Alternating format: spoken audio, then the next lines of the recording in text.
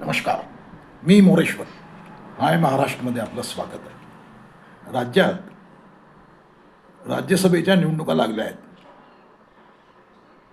येत्या 16 मार्चला 7 जागांसाठी 7 जागांसाठी निवडणूक होते. उमेदवारी अर्ज दाखल करण्याची अंतिम मुदत 5 मार्च आहे. 5 मार्च. त्यामुळे कोण जाणार विधान सभेतून, कोण तिकडे जाणार, राज्यसभेवर कोण जाणार आणि विधान परिषदेत कोण जाणार. कारण राज्यसभेच्या निवडणुकीनंतर लगेच विधान परिषदेच्या निवडणुकासुद्धा होत आहेत. त्यामुळे राज्यसभेच्या निवडणुकीवर विधान परिषदेच्या निवडणुकींची छाप असणार आहे. 7 जागांसाठी निवडणूक आहे. त्यात प्रमुख ज्यांच्या नावाची चर्चा आहे ते शरद पवार राष्ट्रवादीचे सुप्रीमो. राष्ट्रवादी फुटली आहे सध्या. एका गटाचे शरद पवार प्रमुख आहेत. त्यांच्या राज्यसभेची मुदत पुढच्या महिन्यात संपते आहे. त्यामुळे शरद पवार पुन्हा जाणार का हा सध्या चर्चेचा विषय आहे. म्हणजे तशा जागा 7 जागा आहेत, पण 7 पैकी शरद पवार पुन्हा जाणार का, रामदास आठवले यांना भाजप पुन्हा संधी देणार का, या 2च चर्चेचे मुद्दे आहेत. शरद पवार थकले आहेत, 85 वर्षांचे आहेत. त्यांना चालताना आधार घ्यावा लागतो. त्यांचं बोलणंही समजून घ्यावं लागतं. तरी शरद पवार बासिंग बांधून तयार आहेत.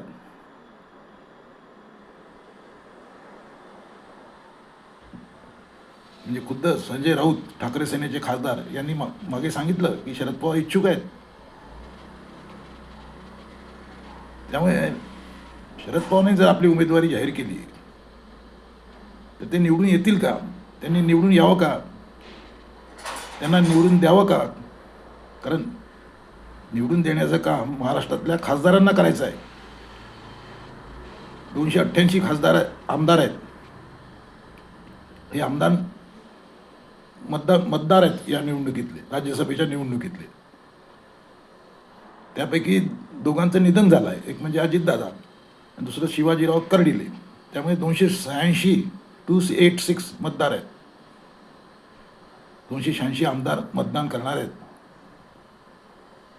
तर याच्यामध्ये महाविकास आघाडीने ठरवलं तर महाविकास आघाडीची 1 जागा येऊ शकते. बाकी 6 जागा महायुतीच्या येतील. आणि समजा महायुतीने म्हणजे देवेंद्र फडणवीसांनी 7वा उमेदवार उभा केला तर मग निवडणुकीत चुरस होईल. पण तशी शक्यता कमी आहे.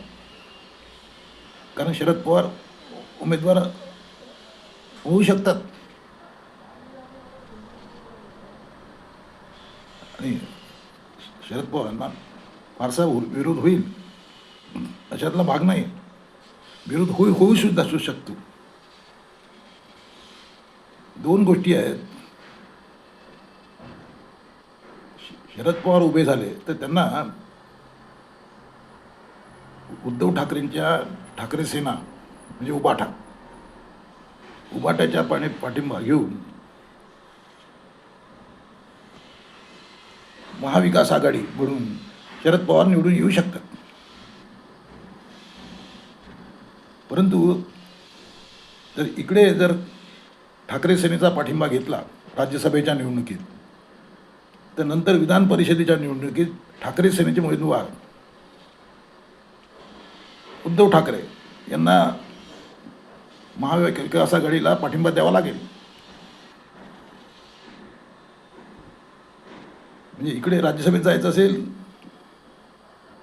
तर तिकडे उद्धव ठाकरेंना, तिकडे शरद पवार आणि तिकडे उद्धव ठाकरे असा हा सौदा होणार आहे. आता उद्धव ठाकरे उभे राहणार का पुन्हा हे अजून स्पष्ट झालेलं नाही. पण त्यांची सुद्धा विधान परिषदेची मुदत लवकरच संपते आहे आणि ते उभे राहतील. कारण सध्या किमान मुख्यमंत्री नाही तर किमान आमदार तेवढंच तरी सूप ते घेतील. भलेही सभागृहात किती वेळ उपस्थित राहतात, जातात विधानसभेला वगैरे वगैरे, ते वेगळा. परंतु उद्धव ठाकरे हा मौका सोडणार नाहीत, ते उभे राहतील. पण उभं राहायचं असेल त्यांना शरद पवारांचा पाठिंबा घ्यावा लागेल, काँग्रेसचाही पाठिंबा घ्यावा लागेल. हे त्यामुळे म्हणजे हे सोपं नाही निवडणूक. एका बाजूला सोपी दिसते, सोपं दिसतं की बाबा शरद पवार, ठाकरे सेना आणि काँग्रेस यांच्या पाठिंब्याने निवडून येतील महाविकास आघाडीचे उमेदवार म्हणून. पण महाविकास आघाडीतलाच एक गट म्हणजे काँग्रेसचा गट शरद पवारांच्या उमेदवारीला विरोध करतोय. त्यांचं म्हणणं आहे हे राष्ट्रवादीवाले विलिनीकरणाची भाषा करतायत, हे निवडून येतील आणि नंतर भाजपसोबत बसतील. कारण सध्या अजितदादा एनडीए सोबत आहेत, उद्या हेही भाजपसोबत जातील. त्यामुळे काँग्रेसमधल्या एका गटाने वेगळी भूमिका घ्यायचं ठरवलं आहे. त्यामुळे शेवटी निर्णय दिल्लीमधले काँग्रेसच्या हायकमांडला करायचा आहे. तो लवकरच होईल, परंतु जे काय व्हायचं ते 5 मार्चच्या आधी होईल. 5 मार्च ही उमेदवारी अर्ज दाखल करायची राज्यसभेसाठी, ही अंतिम मुदत आहे, अंतिम तारीख आहे 5 मार्च. त्याच्या आधी पण ही निवडणूक काही वेगळ्या गोष्टी घडल्या तर ही चुरशीची निवडणूक होऊ शकते.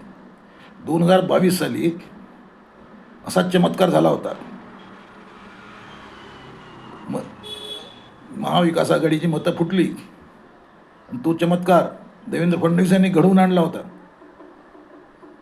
त्यानंतर बंडाची सुरुवात झाली एकनाथ शिंदेंच्या, नंतर सरकार कोसळलं उद्धवचं. त्यामुळे राज्यसभेची निवडणूक ही महत्त्वाची मानली जाते. त्यानिमित्ताने बऱ्याच काही घडामोडी होऊ शकतात. यावेळेला काय होणार, शरद पवारांना चान्स मिळणार आहे का, की त्यांना थांबवलं जाईल, त्यांना सक्तीची निवृत्ती दिली जाईल? तुम्हाला काय वाटते, शरद पवारांनी या वयात राज्यसभा लढवावी का? कॉमेंट करा. नमस्कार.